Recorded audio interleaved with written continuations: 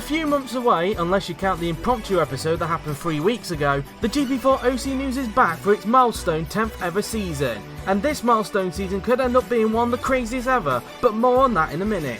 The 2023 sign-ups officially closed this past Saturday, and whilst we wait for the first team news to break next week, let's look at some of the things that we know already, along with the latest rumours to dominate the paddock, because my word, they are crazy. Let's start off with what we know. The first thing we know is that Alfa Romeo and Sauber will be splitting up at the end of the season, with them being known as Sauber again from next season, and AlphaTauri will be pulling out at the end of the season, with their vacant slot being taken by the returning Toyota. We've already been in detail about AlphaTauri and Sauber in the impromptu episode, so I will not go through them again, so we will focus mainly on Toyota. The Japanese outfit will return to the top class for the first time since 2009, and there is a sense of unfinished business for the team. They are determined to do what they didn't do last time, which is win the world title, which is why they have brought along the successful Gazoo Racing outfit to hopefully get them to that position in the future. Their return was met with a mixed response, as some people were hoping it would be a privateer that would enter instead of another manufacturer. However, it turned out to be Toyota, and as a result it means there will be 7 engine manufacturers on the grid next season, as Toyota will be joining Mercedes, Ferrari, Renault, Honda, Lamborghini and BMW. It will be interesting to see whether this stint for Toyota will be more successful than what it was last time.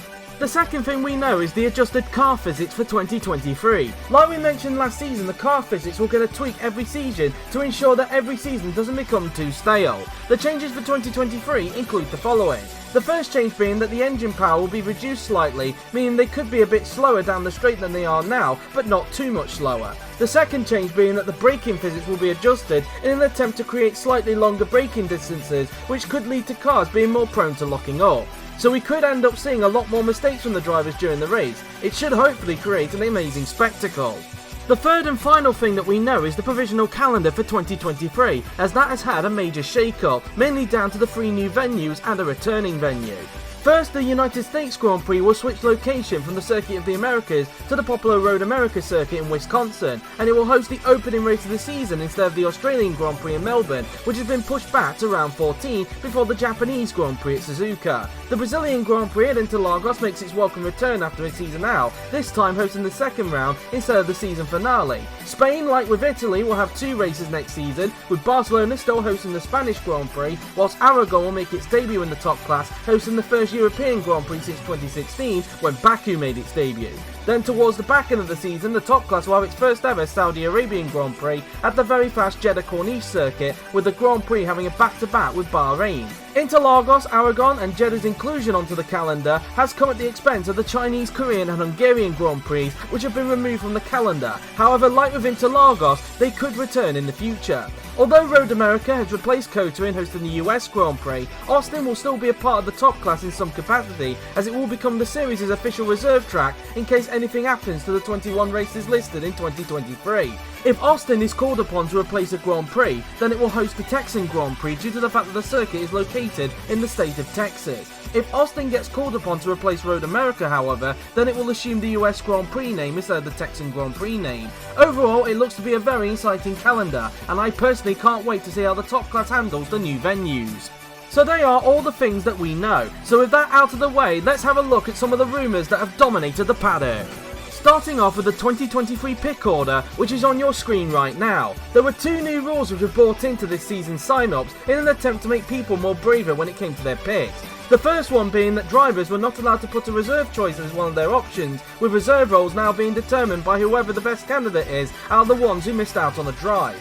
Anyone who puts the words test or reserve in at least one of their choices, their sign-up wouldn't count. But the biggest new rule came in the form of the number 4 choice.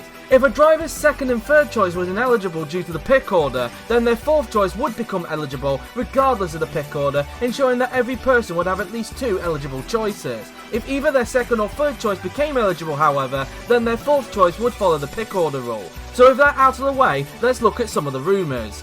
Out of the 22 top class drivers competing in 2022, 20 of them signed up. The 2 that didn't are Amelia Wilson and Jake Galloway. Amelia, of course, will be retiring from the OC after her home race at Austin, meaning there will be at least 1 new driver at Sauber next season. However, for Jake Galloway, his reason for missing out on the sign-ups is the same reason as Matteo Catalan's during the 2020 sign-up. He missed out by a few minutes, meaning he will have to compete in either DTM, Formula E or World Champ Car in 2023 if he wants to continue in the OC. This means as a result, Ferrari will have at least one new driver in their lineup.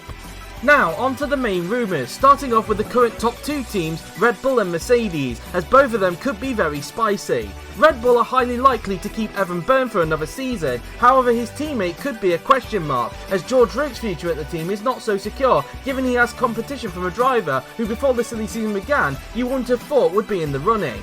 That person being current Mercedes driver and former Red Bull driver Amar Kar, who could return to the Austrian energy drinks company in 2023, given he has put them as his number one choice, with Mert being his number 4 backup choice, so his chance to move back to Red Bull fall through. However, Amar isn't the only one who could leave Mercedes at the end of the season, as his teammate Franco Lopez might also do the same, given he's put another team down as his number one choice, which we will get to later. Because of the rumours surrounding both Franco and Amar, there is a very good chance Mercedes could have a brand new lineup in 2023, with these drivers being candidates for Mercedes. These being current Lamborghini driver Laura Chung, as she's made it clear in her sign-ups that she wants to leave Lamborghini at the end of the season, current McLaren driver Joseph Willows, who's looking to get a third world title before he retires, Miklos Gau due to AlphaTauri pulling out at the end of the season, and current Renault driver Jesus Perinin, who given the pick order is more likely to leave Renault at the end of the season as a result of Mercedes being behind Renault in the pick order. Jesus luckily has a number 4 backup choice should his Mercedes chance fall through, but we will get onto them later. It will be fascinating to see which direction Mercedes end up going in. Moving on to the team who so far this season have at times unstable the top 2 teams. That team of course being Renault, who currently lie 3rd in the Constructors' Championship.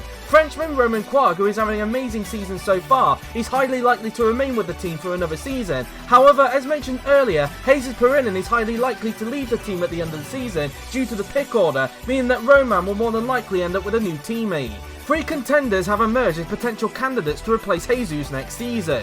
These being current Aston Martin driver Johannes Martins, who thanks to the pick order is highly likely to leave Aston Martin at the end of the season, current Williams driver Felix Sontag, who has put Williams as a number 4 backup should his chance at Renault fail, and 5-time world champion Florian Volker, who could return to the top class in 2023. However, he's more likely to be with another team, which we will get onto later.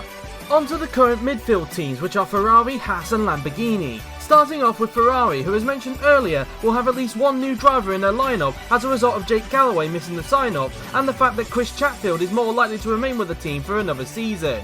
3 contenders stand out, which are current Aston Martin driver Andre Verderi, who has made it clear in his sign-ups that he wants to leave Aston Martin at the end of the season, current Ferrari reserve driver and current Nissan Formula E driver Dominic Decelli, and the biggest one of them all, which might surprise you, George Rose. If Amar ends up beating George to the second Red Bull seat, then George does have a chance of being Jake's replacement at Ferrari in 2023. Speaking of Ferrari in terms of engines, we move to Haas, with Bartsch Kloss more likely to remain with the team in 2023 after an amazing return to the top class, whilst Michael Moccio on the other hand may have to look over his shoulders as the likes of the team's current reserve driver Nicolas Zorbach, current Lamborghini driver Laura Chung should she miss out on a Mercedes drive, and current AlphaTauri driver Miklos Gau should he miss out on a Mercedes drive also, could be there to capitalise. On to Lamborghini, and it looks like the Italian manufacturer will have a new lineup in 2023, as not only has Laura Chung made her intentions clear, but Rahul Patel, who after a frustrating season has also made it clear that he wants to also leave Lamborghini at the end of the season. A number of candidates range from 2020 GP2 champion Aaron Curtis, current World Champ Car driver and ex-top class driver Adam Wolff, current F2 driver Fonchanek Keoshane, current Williams driver Jamie Griffiths, although he will need to up his performances if he wants to join the team, current DTM Championship leader Rubino Gonzalez, and 5-time world champion and current Lamborghini reserve driver Florian Volker, who could return to the sport with the team if he misses out on Renault. Next, we will look at McLaren and Sauber, with McLaren looking highly likely that they will retain Kirishima De Rosa for another season. Joseph Willows could still be his teammate in 2023, however if he ends up at Mercedes, then current McLaren reserve driver Brandon Jackson and 2021 F2 runner-up Samet Oskan could be there to pick up the seat. Meanwhile, at the rebranded Sauber, with Amelia Wilson retiring after her home race, the team will have at least one new driver in their lineup, however it could be 2, given that Bence Valdinga's future in the team is not so secure given the Hungarian's shaky season. Yes, I did say it, so you can down a shot on that one. Unless you're under the age of 18, then don't. The team have various contenders, including German driver David Coulthard due to AlphaTauri pulling out at the end of the season, current Lamborghini driver Rahul Patel, DTM Championship contender and former top-class driver Maxim Titkov, and current F2 Championship leader Hento Sinanome. It will be interesting to see what lineup Sauber end up going with in their first season after the breakup with Alfa Romeo. Moving on to the current backmarker teams Aston Martin and Williams, who have both endured a terrible season. Aston Martin are more likely to have a new lineup in 2023 due to Vaderi making it clear he wants to leave them at the end of the season, and in the case of Martins due to the pick order.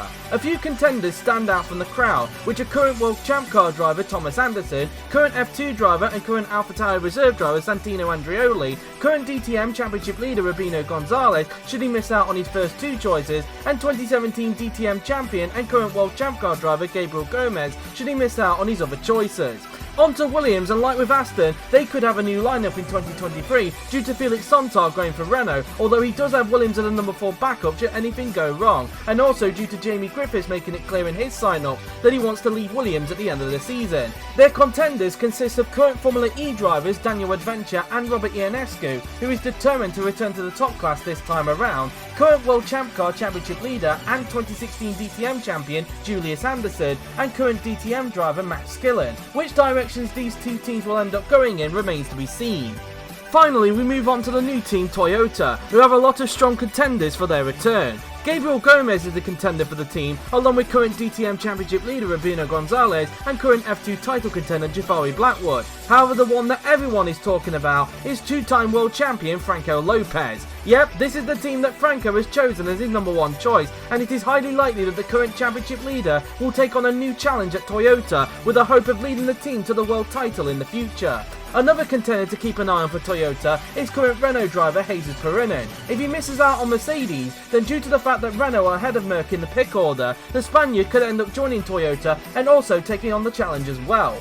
Overall, these next 10 weeks are going to be exciting, as this season's silly season is set to be the craziest silly season since 2018, and I hope you guys are also along for the ride. And they are all the rumours to have dominated the paddock. And with that concludes the pilot episode for the GP4OC News Series 10. The first team news of the season will break next week at the Belgian Grand Prix at Spa-Francorchamps. Which driver or drivers will be announced first? Tune in to practice next Tuesday at the Circuit de Spa-Francorchamps in Stavlai.